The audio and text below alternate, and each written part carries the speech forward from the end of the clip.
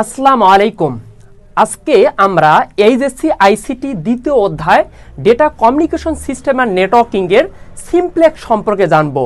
Simplex যে data transmission মোডে কেবলমাত্র একদিকে ডেটা প্রেরণের ব্যবস্থা থাকে তাকে সিমপ্লেক্স মোড বলে।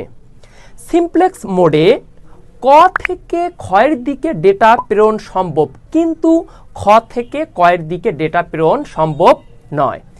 এই অবস্থায় ডেটা গ্রহণ অথবা প্রেরণ যে কোনো একটি সম্ভব।